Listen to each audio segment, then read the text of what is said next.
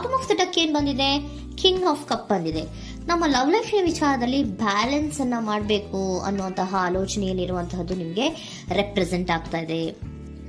Emotional ಆಗಿ ನೀವು ತುಂಬಾ ಯೋಚನೆಯನ್ನ ಮಾಡ್ತಾ ಇರುವಂತಹದ್ದು, ಒಂದು ಬ್ಯಾಲೆನ್ಸ್ ಇರಬೇಕು, ಒಂದು ರೀತಿಯ ಸ್ಟೇಬಲ್ ಆಗಿರ್ಬೇಕು ನನ್ನ ಲವ್ ಲೈಫು ಅನ್ನುವಂತಹ ಆಲೋಚನೆಯನ್ನ ಮಾಡ್ತಾ ಇರುವಂತಹದ್ದು ರೆಪ್ರೆಸೆಂಟ್ ಆಗ್ತಾ ಇದೆ. ರೀಡಿಂಗ್ ಅನ್ನ ಶುರು ಮಾಡೋಣವಾ? ಓಕೆ. ಇನ್ ಪಾಸ್ಟ್ ಅಲ್ಲಿ ನಾನು ಇವಾಗ ರೀಡಿಂಗ್ ಅನ್ನ ತಗೋತಾ ಇರೋದು ಯಾವ್ದು ಗೊತ್ತಾ?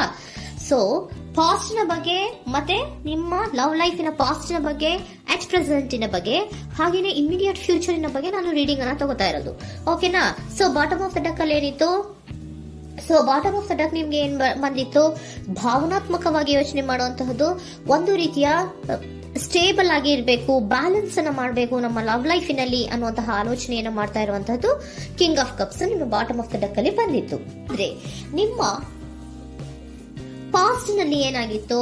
ಸೊ ನೀವು ಬಹಳಷ್ಟು ಯೋಚನೆ ಮಾಡಿನೇ, ನಿಮ್ಮ ಅಂತರಾತ್ಮದ ಮಾತನ್ನ ಕೇಳಿಯೇ ನೀವು ಬಹಳಷ್ಟು ಯೋಚನೆಯನ್ನ ಮಾಡಿ ನೀವು ಕೆಲವೊಂದು ಪ್ರಪೋಸಲ್ ಗಳನ್ನ ಮಾಡಿರೋ, ನಿಮ್ಮ ಲವ್ ಲೈಫಿನ ವಿಚಾರದಲ್ಲಿ ಕೆಲವೊಂದು ಪ್ರಪೋಸಲ್ ಗಳನ್ನ ಮಾಡಿರುವಂತಹದ್ದು ಅಥವಾ ಪ್ರಪೋಸಲ್ ಗಳನ್ನ ನೀವು ಸ್ವೀಕರಿಸಿರುವಂತಹದ್ದು.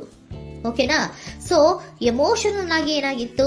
ನೀವಿಬ್ರು ಸಮಾಧಾನವಾಗಿ ಇದ್ರಿ, ಸಾಮರಸ್ಯದಿಂದ ಇರ್ತಿತ್ತು, ಮತ್ತೆ ಲವ್ ಲೈಫಿನ ವಿಚಾರದಲ್ಲಿ ಒಂದು ಫುಲ್ಫಿಲ್ಮೆಂಟ್ ಇರ್ತಿತ್ತು. ಹೌದಾ?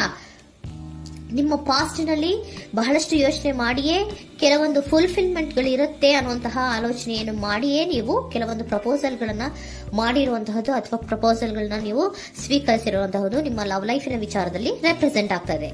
ಆದ್ರೆ ಅಟ್ ದ ಪ್ರೆಸೆಂಟ್ ನಲ್ಲಿ ಏನಾಗ್ತಾ ಇದೆ? ಅಟ್ ದ ಪ್ರೆಸೆಂಟ್ ನಲ್ಲಿ ನೀವ್ ಯಾಕೋ ಆಲೋಚನೆಯನ್ನ ಮಾಡ್ತಾ ಇರುವಂತಹದ್ದು ರೆಪ್ರೆಸೆಂಟ್ ಆಗ್ತಾ ಇದೆ ನಿಮ್ಮ ಲವ್ ಲೈಫಿನ ವಿಚಾರವಾಗಿ. ನೋಡಿ, 7 ಆಫ್ ಪೆಂಟಿಕಲ್ಸ್ ಬಂದಿದೆ. ಸೊ 7 ಆಫ್ ಪೆಂಟಿಕಲ್ಸ್ ಏನನ್ನ ರೆಪ್ರೆಸೆಂಟ್ ಮಾಡುತ್ತೆ? ಪೀರಿಯಡ್ ಆಫ್ ಕಾಂಟೆಂಪ್ಲೇಷನ್, ಏನೋ ಒಂದು ಯೋಚನೆಯನ್ನ ಮಾಡ್ತಾ ಇರುವಂತಹದ್ದು ನಿಮಗೆ ರೆಪ್ರೆಸೆಂಟ್ ಆಗ್ತಾ ಇದೆ. ಯಾಕೋ ನನ್ನ ಲವ್ ಲೈಫಿನಲ್ಲಿ ಮುಂದೆ ಮುಂದೆ ಹೋಗ್ತಾ ಇಲ್ವಲ್ಲ, ಏನಿದು ಇಷ್ಟು ಸ್ಲೋ ಪ್ರೋಗ್ರೆಸ್ ಅಲ್ಲ ಅನ್ನುವಂತಹ ಆಲೋಚನೆಯನ್ನ ನೀವು ಮಾಡ್ತಾ ಇರುವಂತಹದ್ದು ರೆಪ್ರೆಸೆಂಟ್ ಆಗ್ತಾ ಇದೆ. ಲಾಂಗ್ ಟರ್ಮಿನ ವ್ಯೂಸಿನ ಬಗ್ಗೆ ನೀವು ಹೆಚ್ಚು ಗಮನವನ್ನ ಕೊಡ್ತಾ ಇದ್ದೀರಾ. ಸೊ ನಮ್ಮ ಲವ್ ಲೈಫ್ ಎನ್ನುವುದು ಲಾಂಗ್ ಟರ್ಮಿನಲ್ಲಿ ಕೂಡ ನಮಗೆ ಚೆನ್ನಾಗಿರ್ಬೇಕು. ಆದ್ರೆ ಯಾಕೆ ಏನೋ ಒಂದು ರೀತಿಯ ಪ್ರೋಗ್ರೆಸ್ಸೇ ಇಲ್ವಲ್ಲ ಲವ್ ಲೈಫಿನಲ್ಲಿ, ಒಂದು ರೀತಿಯ ಖುಷಿ, ಸಂತೋಷ, ಸಮಾಧಾನ ಯಾಕಿಲ್ಲ ಅನ್ನುವಂತಹ ಆಲೋಚನೆಯನ್ನ ಮಾಡ್ತಾ ಇರುವಂತಹದ್ದು ಅಟ್ ಪ್ರೆಸೆಂಟ್ ಅಲ್ಲಿ ರೆಪ್ರೆಸೆಂಟ್ ಆಗ್ತಾ ಇದೆ. ಯಾಕೆ ಹಾಗೆ ರೆಪ್ರೆಸೆಂಟ್ ಆಗ್ತಾ ಇದೆ ಅಂದ್ರೆ ನೋಡಿ, devil card and 8 of cups. Devil card ಯಾಕೆ ರೆಪ್ರೆಸೆಂಟ್ ಆಗಿದೆ? ಅಡಿಕ್ಷನ್. ನೀವು ಅವ್ರನ್ನ ತುಂಬಾ ಅಡಿಕ್ಟ್ ಆಗ್ಬಿಟ್ಟಿದ್ದೀರಾ, ಅಂದ್ರೆ ಅವ್ರನ್ನ ತುಂಬಾ ಹಚ್ಕೊಂಡ್ಬಿಟ್ಟಿದ್ದೀರಾ, ನಿಮಗೆ ಅವ್ರನ್ನ ಬಿಟ್ಟಿರಕ್ ಆಗೋದಿಲ್ಲ. ಸೊ ನೀವು ಅವರಿಗೆ ಅವಲಂಬನೆ ಆಗಿರುವಂತಹದ್ದು, ನಿಮ್ಮ ಲವ್ ಲೈಫಿನ ವಿಚಾರದಲ್ಲಿ ನಿಮ್ಮ ಪರ್ಸನ್ಗೆ ನೀವು ತುಂಬಾ ಅಡಿಕ್ಟ್ ಆಗಿರುವಂತಹದ್ದು, ತುಂಬಾ ಪ್ರೀತಿಸುವಂತಹದ್ದು, ಒಂದು ನಿಮಿಷನೂ ಕೂಡ ಬಿಟ್ಟಿರೋದಿಲ್ವೇನೋ ಅನ್ನುವಂತಹ ರೀತಿಯಲ್ಲಿ ನೀವು ತುಂಬಾ ಅಡಿಕ್ಟ್ ಆಗಿರುವಂತಹದ್ದು ರೆಪ್ರೆಸೆಂಟ್ ಆಗ್ತಾ ಇದೆ. ಸೊ ಆ ಕಾರಣವಾಗಿಯೇ ನೀವು ಯೋಚನೆಯನ್ನ ಮಾಡ್ತಾ ಇದ್ದೀರಾ. ಸೊ ಯಾವುದೇ ಲವ್ ಲೈಫಿನಲ್ಲಿ ಯಾವುದೇ ರೀತಿಯ ಮುಂದುವರಿಕೆ ಕಾಣ್ತಾ ಇಲ್ವಲ್ಲ, ಏನಾಗ್ಬಹುದು, ಏನಾದ್ರೂ ನಾನು ಪ್ರೀತಿಯನ್ನ ಬಿಟ್ಟು ಮುಂದೆ ಹೋಗ್ಬೇಕಾಗುತ್ತಾ ಬೇಜಾರಿನಲ್ಲಿ ಅನ್ನುವಂತಹ ಆಲೋಚನೆಯನ್ನ ಮಾಡ್ತಾ ಇರುವಂತಹದ್ದು ಅಟ್ ಪ್ರೆಸೆಂಟಿನಲ್ಲಿ ರೆಪ್ರೆಸೆಂಟ್ ಆಗ್ತಾ ಇದೆ. ಯಾಕಂದ್ರೆ ಯಾವುದೇ ರೀತಿಯ ಮುಂದುವರಿಕೆಗಳು ಇಲ್ಲ. ಸೊ ನಿಮ್ಮಲ್ಲಿ ಏನಿದೆ? ಕೆಲವೊಂದು ರೀತಿಯ ಸ್ಟಾಗ್ನೇಷನ್ ಅಲ್ಲಿ ಇದೆ, ಅಸಮಾಧಾನಗಳಿದೆ, ಭಿನ್ನಾಭಿಪ್ರಾಯಗಳಿದೆ. ಯಾವುದೇ ರೀತಿಯ ಲವ್ ಲೈಫಿನಲ್ಲಿ ಒಂದು ರೀತಿಯ ಖುಷಿ ಅನ್ನೋದು ಅಟ್ ಪ್ರೆಸೆಂಟ್ ಅಲ್ಲಿ ನಿಮ್ಗೆ ಕಾಣ್ತಾ ಇಲ್ಲ. ಆದ್ರೆ ಯೋಚನೆ ಅಂತೂ ಮಾಡ್ತಾ ಇದ್ದೀರಾ. ಅಡಿಕ್ಷನ್ಸ್ ಇದೆ ಅಲ್ವಾ?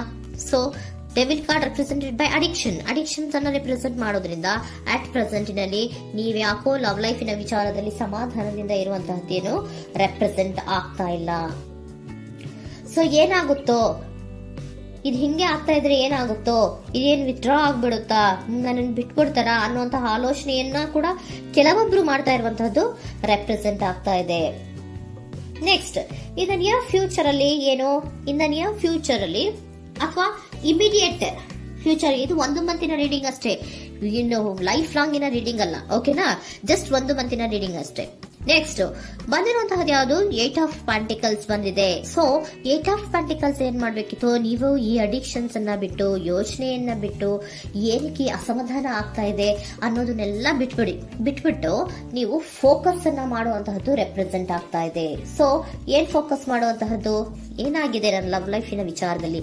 ಎಲ್ಲ ಚೆನ್ನಾಗೇ ಇತ್ತಲ್ಲ ನೋಡಿ, ಪಾಸ್ಟಿನಲ್ಲಿ ನಿಮಗೆ ಚೆನ್ನಾಗೇ ಇತ್ತಲ್ಲ, ಯೋಚನೆ ಮಾಡಿನೇ ತಾನೇ ನೀವು ಲವ್ ಲೈಫಿನಲ್ಲಿ ಪ್ರಪೋಸಲ್ಗಳನ್ನ ಸ್ವೀಕರಿಸಿದ್ದು, ಮತ್ತೆ ಅಲ್ಲಿ ಫುಲ್ಫಿಲ್ಮೆಂಟ್ ಇರುತ್ತೆ ಅಂತ ತಾನೇ ನೀವು ಸಮಾಧಾನವಾಗಿ ಪ್ರಪೋಸಲ್ಗಳನ್ನ ಸ್ವೀಕಾರ ಮಾಡಿದ್ದು. ಆದ್ರೆ ಅಟ್ ಪ್ರೆಸೆಂಟಿನಲ್ಲಿ ಕೆಲವೊಂದು ರೀತಿಯ ಭಿನ್ನಾಭಿಪ್ರಾಯಗಳು, ಕೆಲವೊಂದು ರೀತಿಯ ಅಡಿಕ್ಷನ್ಗಳು, ಕೆಲವೊಂದು ರೀತಿಯ ಯೋಚನೆಯನ್ನು ಮಾಡ್ತಾ ಇರುವಂತಹದ್ದು ರೆಪ್ರೆಸೆಂಟ್ ಆಗ್ತಾ ಇದೆ. ಅಟ್ ಪ್ರೆಸೆಂಟಿನಲ್ಲಿ ನೀವೇನು ಸಮಾಧಾನವಾಗಿ ಲವ್ ಲೈಫಿನಲ್ಲಿ ಇಲ್ಲದೆ ಇರುವಂತಹದ್ದು ರೆಪ್ರೆಸೆಂಟ್ ಆಗ್ತದೆ.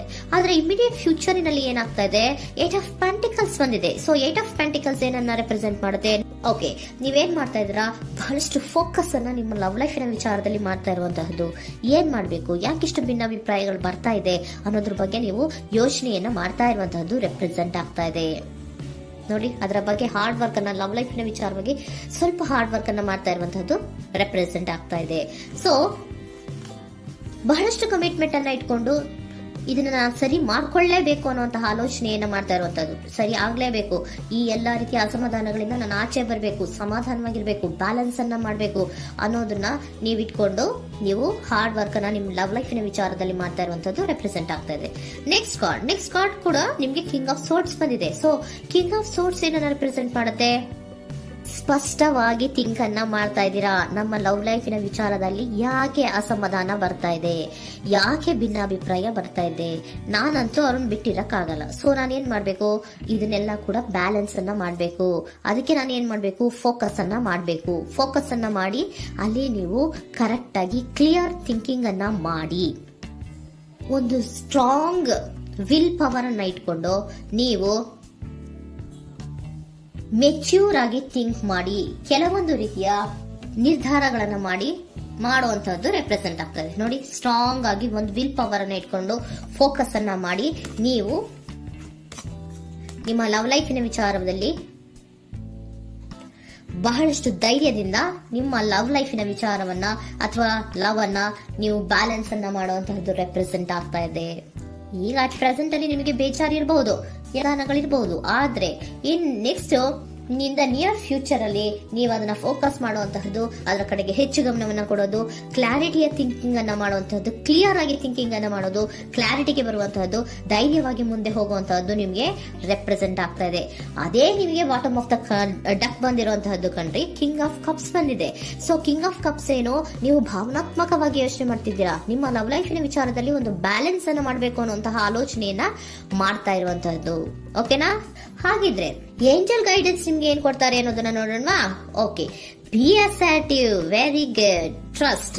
ನೋಡಿ, ದೃಢವಾಗಿ ಇರಿ, ಏನೂ ಆಗಿಲ್ಲ. ನೀವು ಅಷ್ಟೊಂದು ಯೋಚನೆಯನ್ನ ಮಾಡುವಂತಹದ್ದೇನೂ ಆಗಿಲ್ಲ. ಕೆಲವೊಂದು ರೀತಿಯ ವೇರಿಯೇಷನ್ಗಳಾಗಿರುತ್ತೆ.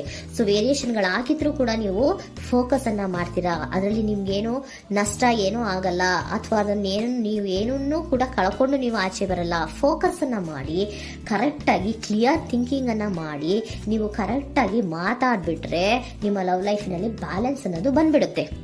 ಓಕೆನಾ? ಬಿ ಅಸರ್ಟಿವ್, ದೃಢವಾಗಿರಿ, ಧೈರ್ಯವಾಗಿರಿ, ಟ್ರಸ್ಟ್, ನಂಬಿಕೆಯಿಂದ ಇರಿ, ಏನೂ ಆಗಲ್ಲ. ನೀವು ಅಷ್ಟೊಂದು ಅಸಮಾಧಾನ ಮಾಡ್ಕೊಂಡು ಅಷ್ಟೊಂದು ಬೇಜಾರನ್ನ ಮಾಡ್ಕೊಂಡು ಏನಾಗ್ತಿದೆಯೋ ಅಂತ ಗಾಬರಿ ಪಡುವಂತಹದ್ದೇನೂ ಆಗಿಲ್ಲ. ಸ್ವಲ್ಪ ವೇರಿಯೇಷನ್ಗಳಾಗಿದ್ರೂ ಕೂಡ ಇನ್ ನಿಯರ್ ಫ್ಯೂಚರ್ನಲ್ಲಿ ನಿಮಗೆ ಸಮಾಧಾನ ಆಗುತ್ತೆ, ಖುಷಿ ಆಗುತ್ತೆ. ನಿಮ್ಮ ಲವ್ ಲೈಫಿನ ವಿಚಾರದಲ್ಲಿ ಕೆಲವೊಂದು ಬ್ಯಾಲೆನ್ಸ್ಗಳನ್ನ ಮಾಡ್ತೀರಾ.